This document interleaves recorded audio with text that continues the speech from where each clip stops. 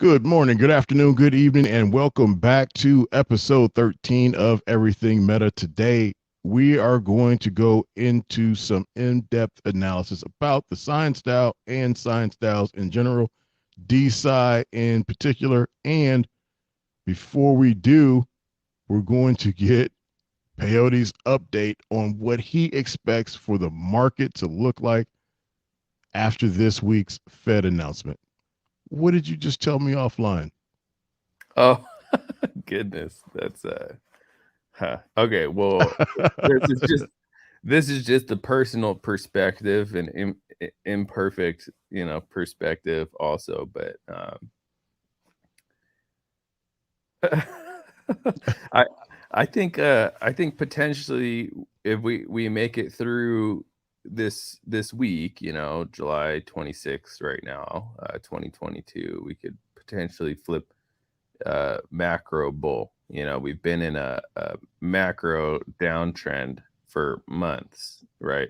Like for months since November of 2021.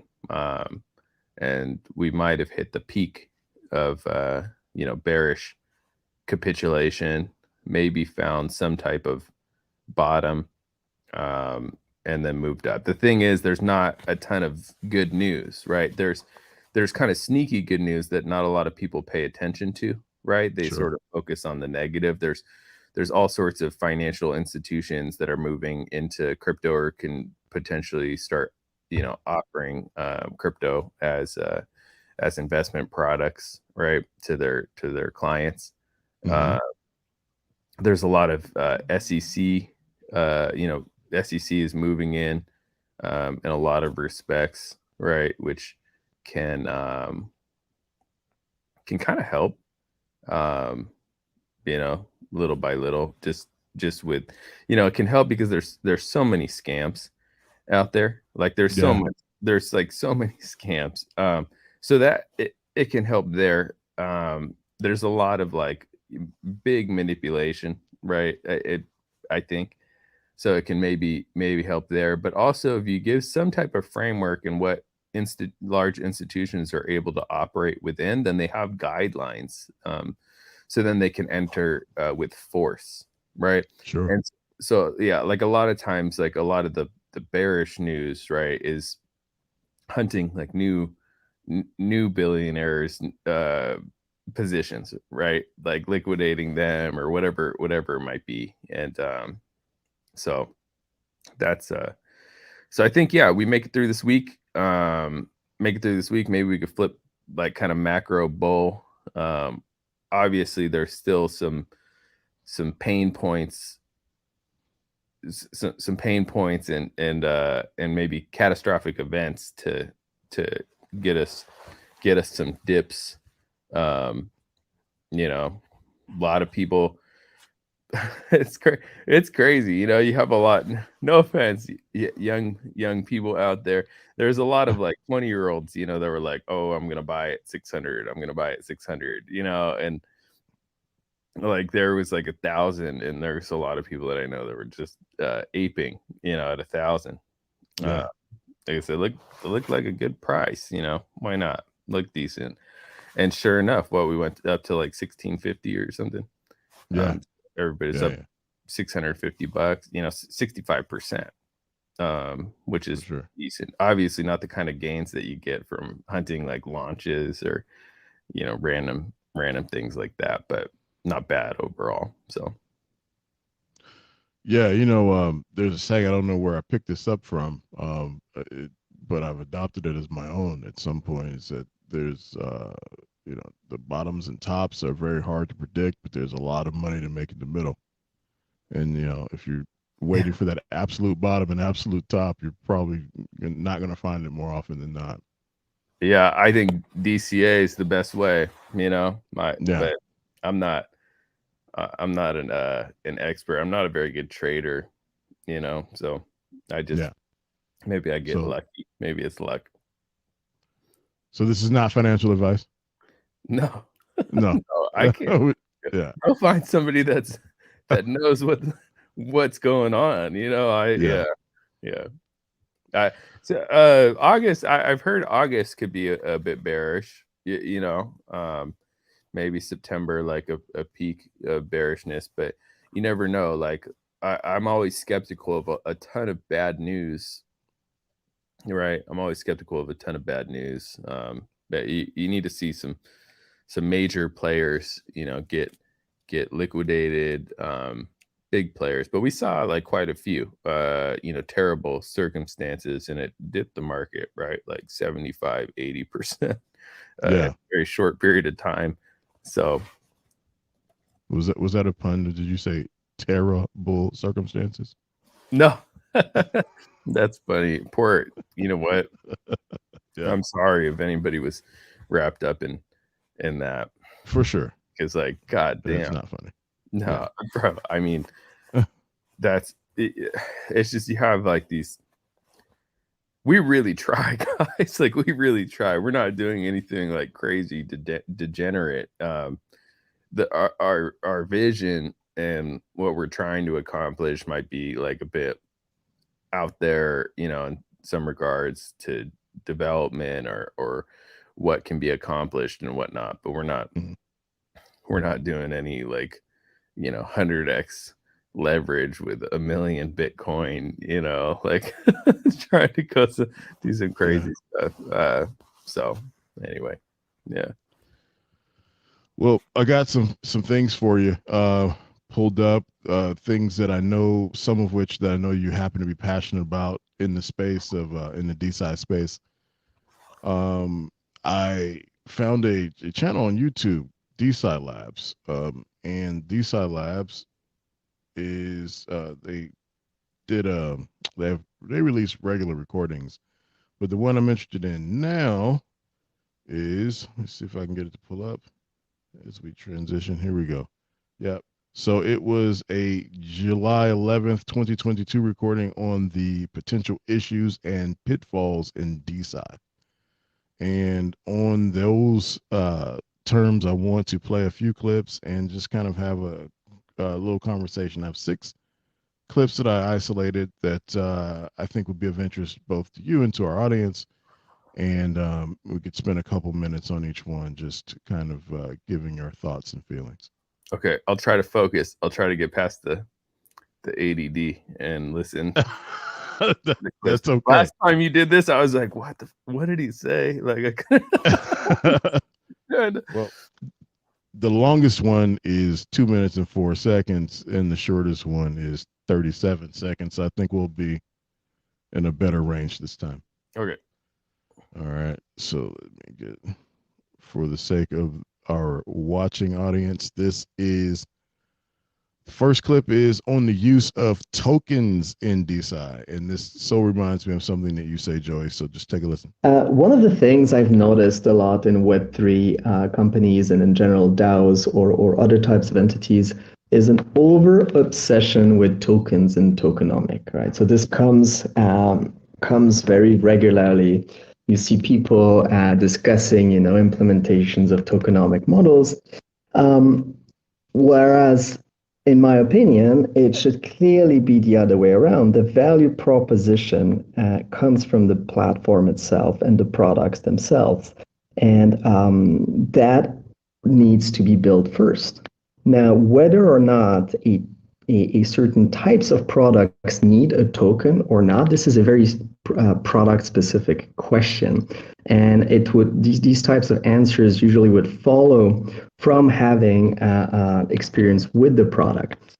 So that's one of the pitfalls I see, and in DeSci it's even exacerbated because I strongly believe that scientists have very well-attuned bullshit detectors. And with the amount of scams and rug pulls and all of the type of bad behavior that people have observed in the space, especially during the bull market, I think there's a almost like a visceral response that might flare up as towards these types of proposition.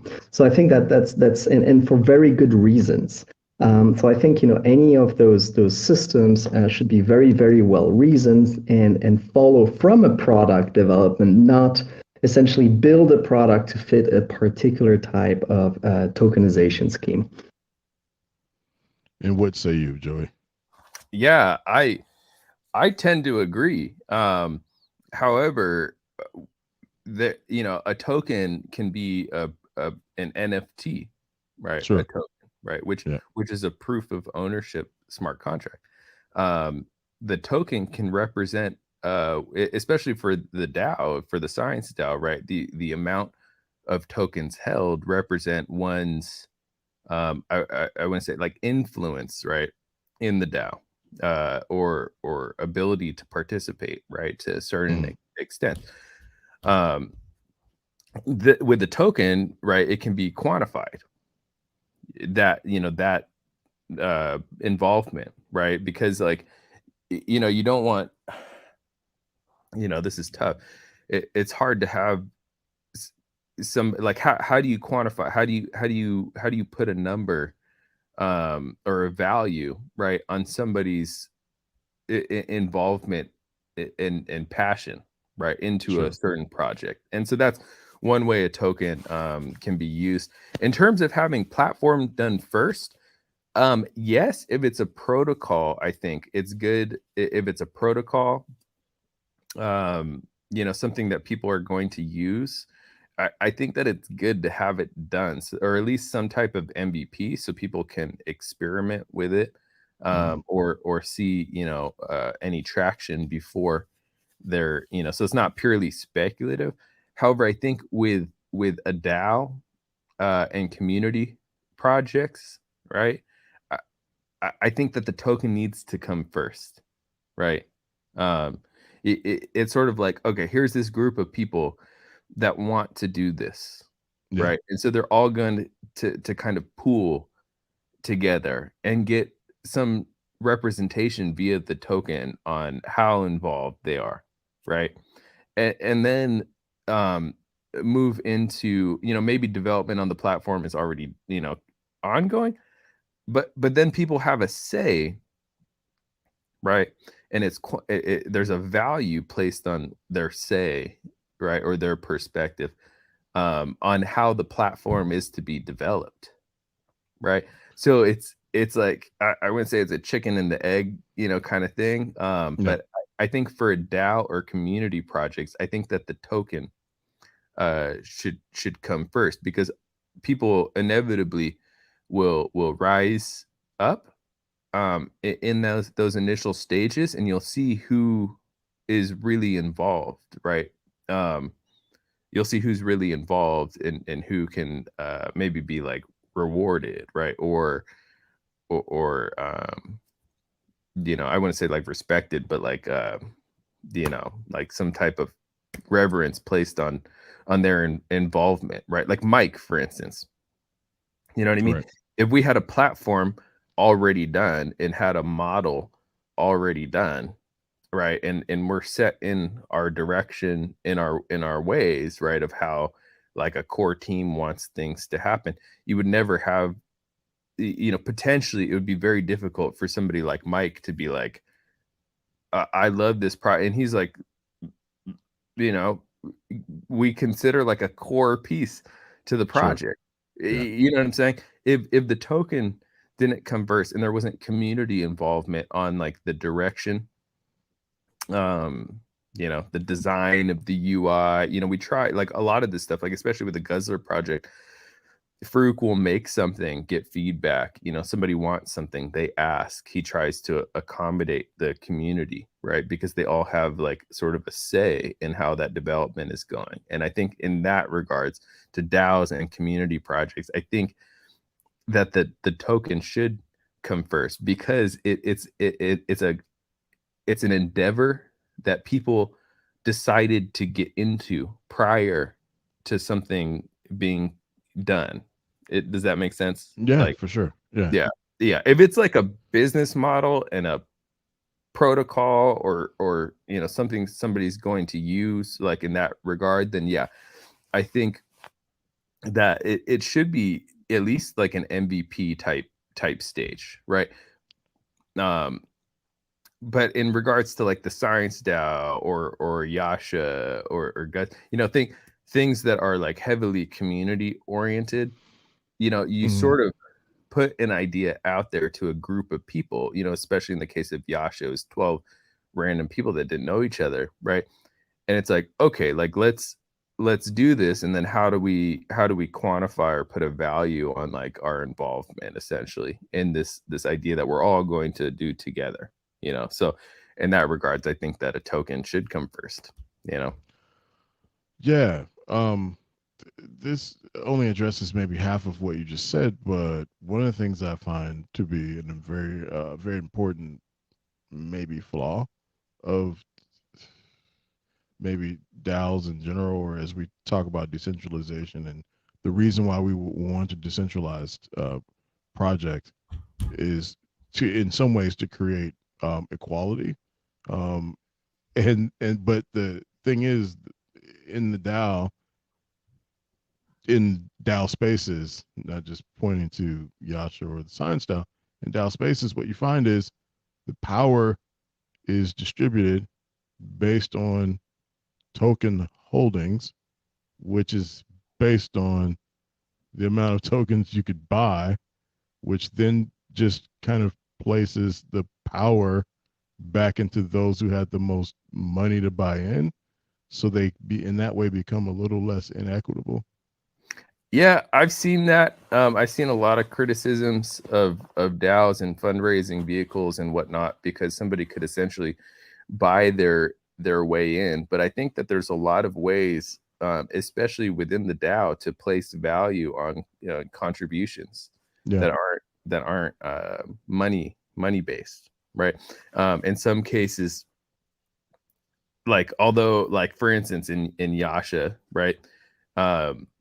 Although there's people with a lot of token holdings or less token holdings or whatever it might be, in some cases participation, right, is based on some type of group effort, right, or behavior, as opposed to just token holdings. And I think that the large token holders, if they're just buying and accumulating for additional power, that's one thing. But I think that the large token holders can also appreciate that, right? Because like here now you have people that are involved, so they're helping the effort, right? So Yeah. yeah. Just as a final pushback on that, though, I would argue that a person who is in an economic position to be a massive holder would then be less pressed to sell and be a better holder from a hodler perspective, as well as have maybe more time and ability to participate. If if for instance maybe trading was their main thing, or investments was their main thing, so it still in some ways becomes a proxy for uh, your economic ability or your economic status, as opposed to more of an egalitarian effort to divvy out responsibility or power within a group. Yeah, so Yeah. actually, contrary to that, in both DAOs, in both Yasha as well as the Science DAO, there was a large portion of supply retained, right? And so you've seen, based on participation, just recently, I think you see tokens, right, essentially being rewarded, not as a monetary type of thing, but as a here's more like the group thinks that this person deserves to have more whatever, more holding power or whatever it might be, and they can look at that potentially as like a financial thing or whatever. So yeah, I think like there's a fair portion of supply, especially in the science DAO, reserved for scientific contributions, Sure. whatever it might be, and whatever somebody wants to do with that, that's totally fine too. So Awesome. Let me get to the next point, which was, why is it not pulling up? Here we go. Leading with technology. Here we go.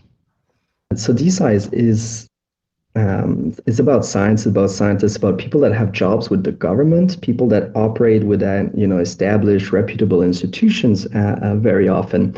Not all of them, of course. You also have independent scientists, but for most people, that is so.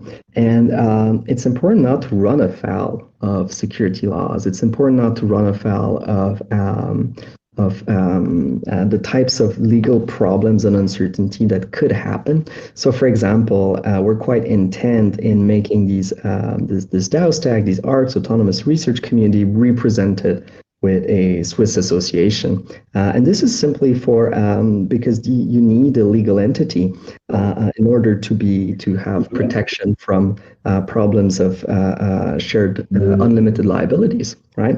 So there's all sorts of things I think here we need to be particularly mindful of, given the audience, given the need to first put products out there that add value to the scientific workflow and that add value beyond making it an expose for a tech stack.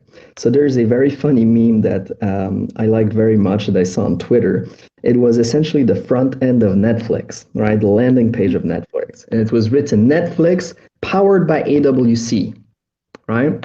And that's something you see a lot with a lot of these Web3 companies or Web3 development efforts. It's like you put the tech before the value.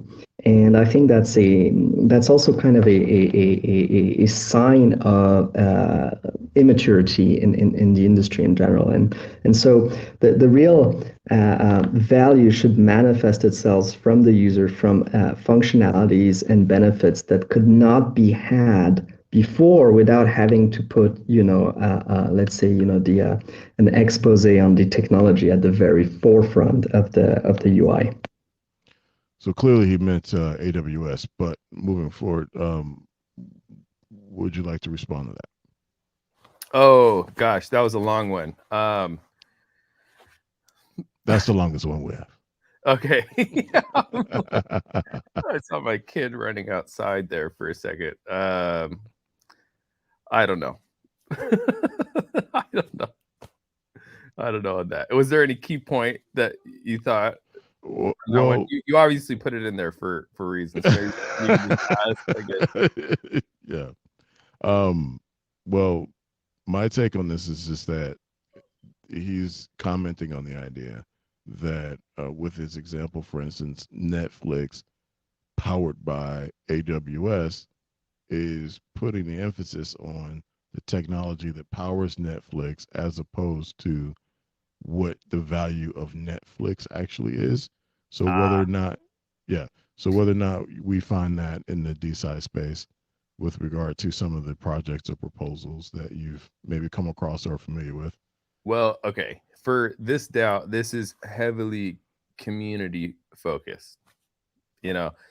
I think that like the core team, the essence of what this is, and I always believe in this, right? There's smart contracts, there's technology, and then there's human beings, right? Mm-hmm. And how can we help the human beings as well, right? That's like really the core of what I'm trying to do. Sure. I don't know what direction it'll turn, once I become obsolete and hopefully everything is functioning, autonomously or whatever. But yeah, like obviously there, we're building a platform.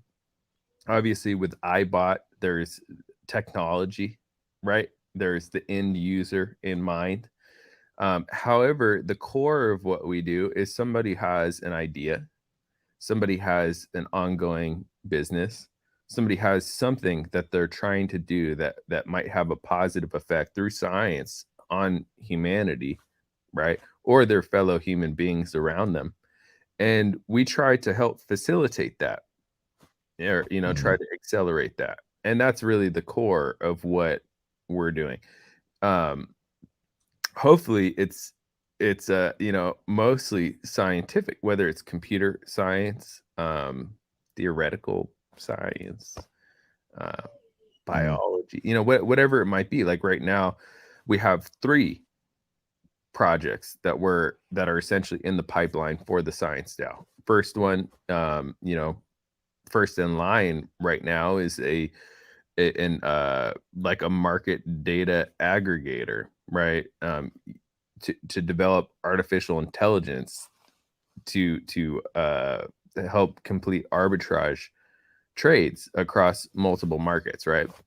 The second, coming from Dr. Jaume and Dr. Mo, is a CAR T cell development to treat type 1 diabetes, right? Mm-hmm. And then the third is what we would like to have happen and have some collaboration around is utilizing mycology to address food scarcity. You know, I don't know how to, you know, try to do any better, dude. Like for the time being, right? So, yeah. I don't know. Makes Trying. sense. No, good stuff. Let's see. On a related note, I think you walked us right into this one, which is good. Yeah, so I think that we're not like necessarily tech focused, right? I think it's more like the core of what we do is just helping, right? Sure. This third point is on the hyper financialization of crypto. And don't worry, Joey, it's 47 seconds. I see tokenization as a product as kind of almost a symptom of a larger issue, which is hyper financialization in crypto. Everything needs to be immediately financialized. Everything needs to be something that can be profited off of. But I see that not necessarily gelling with science. Because not everything needs to end in profit for industry. Not everything needs to end in some kind of intellectual property. A lot of times it just doesn't necessarily fit. So I think to a certain extent, we're going to have to think about the existing Web3 business models that are there and make sure that we're adapting that for science itself, because it is distinctly different. What say you? Yeah, I tend to agree. I think, and kind of what you'll see from our team and what we do at the core, I'll say it again, at the core of what we do, like all we try to do, right, is help somebody or a team or project move along and help develop their project, whether financial or not, right? And yeah, unfortunately, I think the public looks at projects like this as a way to achieve some type of short-term gain, right? Which is not like, you know, that's not why somebody should be involved, right? In this type of project, in my opinion. There's not that much that we can do about that. I think that right, there's nothing really that the science DAO like necessarily gains from creating a hyper financialization of its token, right? That's not like, yeah, it would be cool like watching a chart go up. I don't know why it went so high right at the beginning, right? Because then inevitably it's going to have to find some type of floor, right? If it just like started as a, you know, as a thing that grows, you know, that would almost be better. Maybe a type of, you know, a project like this would be to figure out who is actually, and this might be a good model, right, for the future, is figure out who actually wants to be involved in this type of project, right? Send them tokens to represent their vote or involvement. Figure out a way to generate some funds and add liquidity sometime in the future. Might be the better option, you know. It's tough, you know. You want to assume that whoever is getting involved in those initial stages actually wants to be there, right? Sure. Whether their perspective or their goal is hyper financialization, or, you know, like this science DAO token is an instrument for them to get gains. It's not necessarily what it's about. You know what I mean? That's not really what the token is made for, right? It's a think tank. right? Do you see a ton of people thinking? You have several, right? You have Mike obviously running out there. You have Steven working on a mycology type project, right? And obviously bringing people into the DAO. You have Dave and Grant that are putting together a project. So you do have people that want to be involved in that. The other, a vast majority, and yeah, I think that in hindsight, we could have turned back time and just done it a little bit differently, because I think that it does take away from what the project is. Having a chart, like I always said this to Docty, the dev of the Pochi project. I'm like, does it even really need a token? Like technically there needs to be the nourishment aspect to those NFT smart contracts, right? Where you like burn the token in order for the dog to continue to thrive. But having a chart and having a token, I tell people this a lot. It's like, especially this peace project, this most recent one, it's like once you have a chart, once there's a chart and there's price fluctuation or whatever, if the chart goes down, it like you want to think that it doesn't reflect negatively on the quality or what is going on in the project, right? A lot of projects, even like the science DAO, it doesn't need 50,000 people involved. You know what I mean? It could be like, it could be 10, 20 people. Like that's enough. That's enough human capital. Like it could be me and you doing this podcast talking about, how to help scientists, get funding or whatnot. It can be just a few people. It could be like Dave and Grant, just in the science. Like it doesn't need to be, thousands of people that are looking for some type of financial whatever. It just the public assigns a value onto the token, right? If they decide that it's less, if it's not as valuable, then that's what it is. If they decide that it's more valuable, generally based on speculative price action, right, is why people enter into those types of things, then that's what it is all. That's what it is. So I know it's that is a bit of a pitfall. I think NFTs can be, because then you can airdrop or mint NFTs.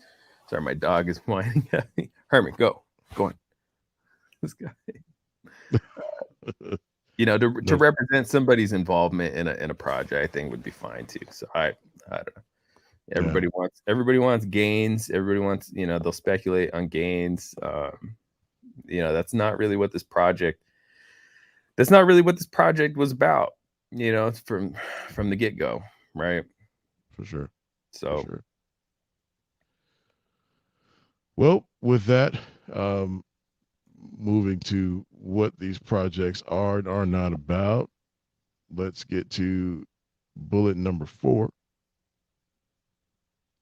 which is on the top DeSci leverage points. I think you'd be interested in this, especially interested in this one. If you had to pick the top 3 high leverage points that DeSci should be focusing on, what would they be? For me, it's so one of them is returning value to scientists involved in the curation of the scientific record. I think that would be a tremendously a good thing to do if we could, build infrastructure that is robust and easy enough to do, that creates a demand for these types of service, and all of a sudden, be able to dispense, have these communities dispense fellowship for postdocs who are suffering with wages that are postdocs and PhD students that can be below the poverty line, and give them an income supplement. I think that is a tremendously high leverage point. Another tremendously high leverage point, I believe, is DeSci positioning itself as the place where scientists publish, where scientists that care about reproducibility publish reproducible research. meaning they publish their code, they publish data, they might have a reproducible container associated with their manuscript, and they try to create an ease of reproducibility for their colleagues, for other to build on their work. So I think these 2 points are incredibly high leverage because first of all, they add to the welfare of scientists. And second, it adds to the welfare of science and the quality of knowledge. Of course, I'm looking for your input, Joey. Well, I mean, I think that we've said in the past on this podcast as well as VCs, I think that scientific publication, right, is definitely a key focus of this, right? We have a lot of human capital, whether socials, official publication, whatever it might be. If we can develop that, right? Like the, obviously getting research published in certain journals costs a lot of money, and that's just to have a scientist prove that their research is legitimate. I think that's weird, right? Yeah, I think that sure. if a scientist is proven that their research is legitimate, they should be covered and published, right? And so I think that establishing a good reputation around publication, I think is definitely like a main goal of the DAO, right? And should be focused. Like it would be nice if a group of people would focus on building those publications for the DAO. You know what I mean? Sure. Unfortunately, like not everybody is selfless, right? And does things for like a common group, and like rightfully, everybody's an individual, everybody has ego, right? And so like improving improving a single person's position as like a a known opinion leader, right? Is definitely always a goal for some individuals. However, like it would be nice, like ideally, it's a decentralized autonomous organization that is publishing legitimate research to try to give some of the people that have proven their concepts like a leg up, and get them out there in some way. So that's so first and foremost, I think that the publication is very important. I forgot the other ones. Well, just to respond to that, I think you're right. And I think one of the largest issues to tackle in that way is just how to legitimate or legitimize the non-journal publication. And I think the biggest model for it is super indirect, but the way I look at it is when I was a small kid and even a teenager, don't get in the car with strangers was the one of the earliest lessons I learned. Don't talk to strangers, don't get in the car with strangers.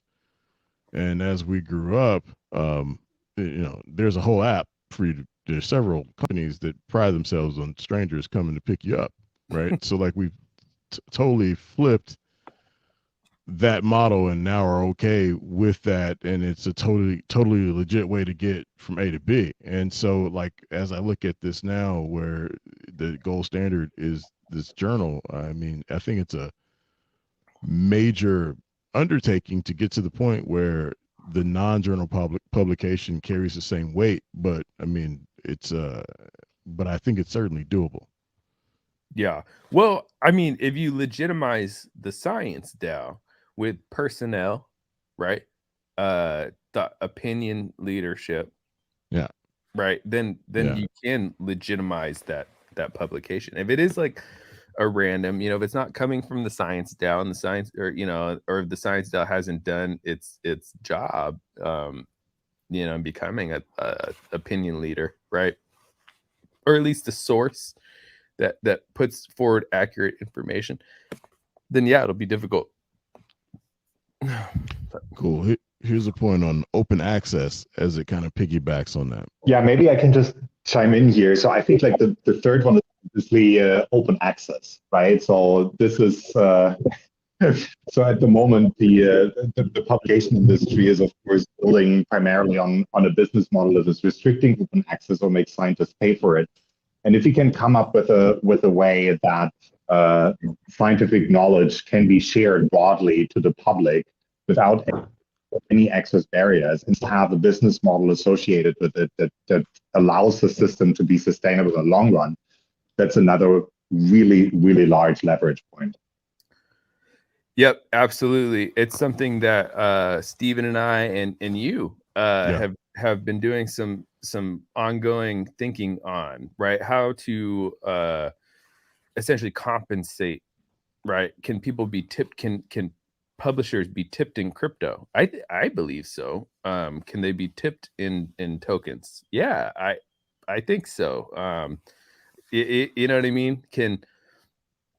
Can scientists enter into the science DAO and get an article written for them, and have the effort of the DAO put forth their work? Yeah, I believe so. Can you make a sustainable model that tips writers that is beneficial to all? I believe so. So yeah, I mean, that's definitely something I think that we're all working on, right? Yeah. Getting it down and getting the diagram of the flow diagram of how it all works and whatnot, is soon to come, I believe. Probably working on a little bit of that. Probably have a good idea of what that looks like. Yeah. Right. So yeah.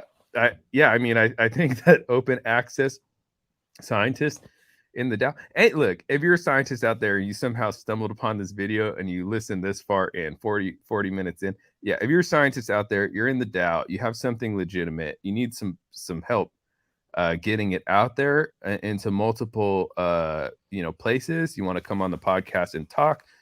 You want to come on this YouTube channel and talk. You want to get bounced around in the web that Ken is creating. I think that is a benefit of the science DAO. My opinion. Yeah, for sure. Going for maximum exposure. Facebook, traditional podcast platforms, we're Twitter, Medium. We have everythingmeta.blog. So just a few places that we are now and looking to expand. So there's that. Lastly, I want to kind of end on this note. An interesting thought that I hadn't given it. Maybe you had, but there's a short clip. The whole DeSci movement right now, talking so much about using blockchain, using Web3 and decentralization, for their project, that if one of the projects gets adopted widely and then it fails, then the entire ecosystem of Web3 and decentralized science is kind of tainted, because then people are like, oh, no, this space, it doesn't work because this one big project failed. And because we're talking so much about the technology that we're using and not, as you already mentioned, the products that we're building and the solutions that we're offering, that like the underlying technology gets basically stained if one project fails, and then all projects suffer as a result. So, okay. And you can probably attest to this. Okay. In the science DAO, we rarely talk about how blockchain is going to benefit. And I think I spoke on this last episode. We rarely talk about how like blockchain or Web3 is going to solve all these problems or implement new technology, for the sciences, because most of these big data science labs, right, they build their own software. They don't need crypto, right? They don't need blockchain. They have other cryptography based or data analytics based software that's custom made, probably by people that are smarter, as smart, whatever, as the developers working in Solidity, right, or blockchain based language. Yes, I think that if one big for instance, if we do something, wrong, if a lot, this is why human beings are kind of bearish at this point. They don't realize like what we're trying to do here or something, or they just don't care. They're selfish, right? Why did they get involved in the first place for Yeah. X's?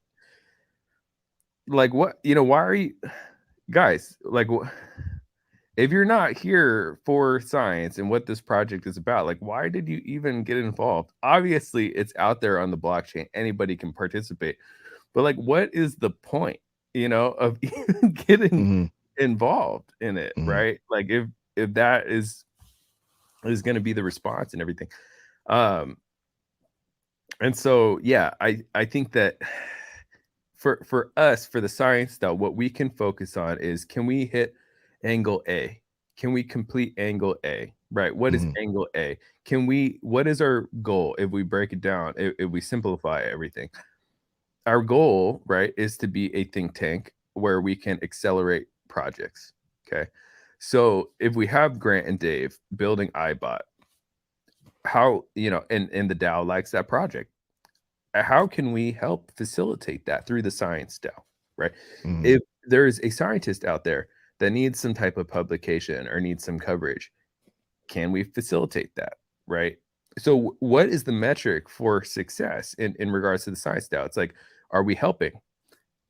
Can we say yes? If we say yes, then we're succeeding. Is there somebody that needs some exposure for their work? Obviously, a Dr. Cell, Dr. Jaume, Dr. Mo have a ton of platform, and we're able to put their work out there. Hey, a Dr. Cell was just published in endocrine.org, right? That they have successful tests on their CAR T cell treatment. So we're giving them a lot of exposure, right? Whether they're able to leverage some of that exposure or not, is yet to be seen. Can we put together a deal, right, that benefits the vast majority? Can we do that, or is it just exposure? But if it's just about giving scientists with legitimate projects exposure in terms of publication, then yes, right, we can count that as a small win as well, right? So are we succeeding? Yeah, I think we're succeeding. I think people's metric of whether a project is succeeding or failing, and this goes back to that hyper financialization, right, of DeSci, is they're looking at the price of the token, right? That's not the metric for success. Can we incubate a project and bring it to market for the sciences, for the benefit of all, right? Yeah, we're working on it. iBot, we're working on it. Okay. Can we give exposure to scientists? Yeah. A Dr. Cell CAR T cell treatment for type 1 diabetes, 100% success rate, I believe, in humanized mice and on humanized cells, or on human cells.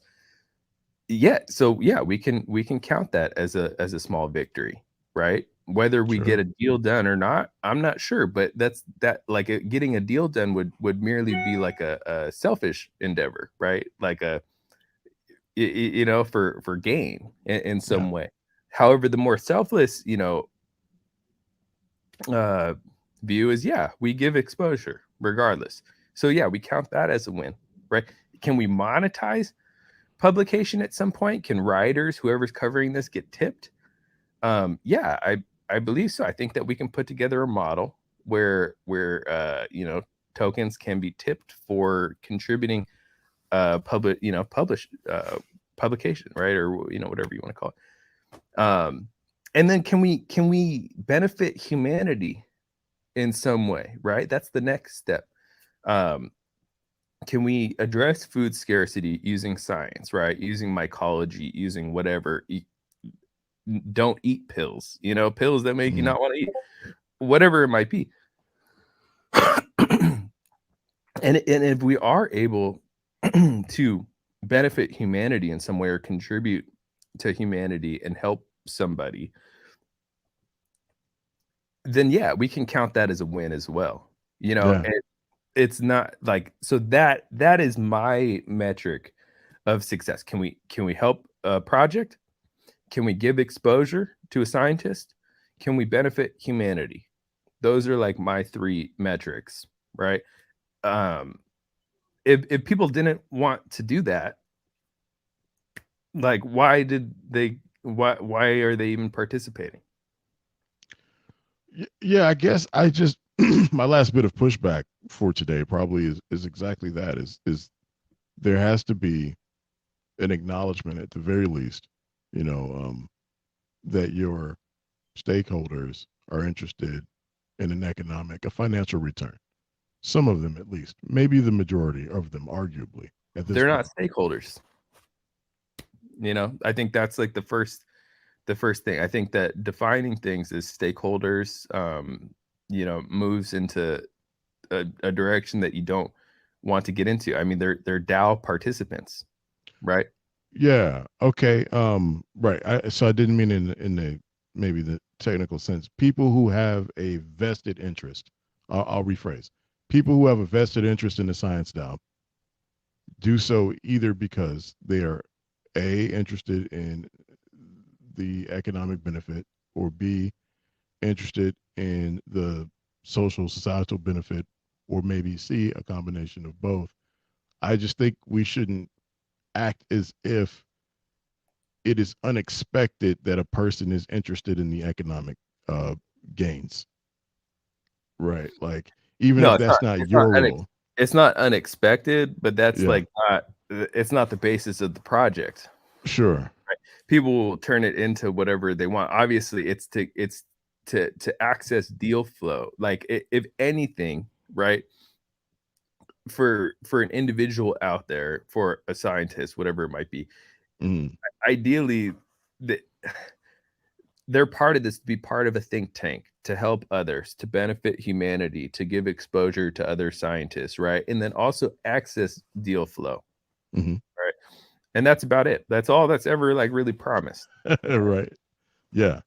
You're right. And I mean, I appreciate that aspect of it too, but I think that you would get a lot more, you'd rest a little bit easier at night if you steered into the idea that you have a lot of people who might be economically interested, and you can figure out then the best way to appease that group while using their interest and their willingness to participate in maybe things that socially they're not concerned with, but you could still do a lot of good with their resources, and use those resources for all of your main interest and the main interest of the DAO. Well, that's that. So one, that's not up to me. Okay, it's not up to me. The access to deal flow. Yeah. Maybe it could benefit them, right? And maybe that's why they're there, right? Yeah. So, accessing a discounted subscription service, right, to artificial intelligence arbitrage bot, maybe that is a benefit to them, right? For sure. Yeah. But in terms of benefiting them financially from token price, just can't go there, Yeah.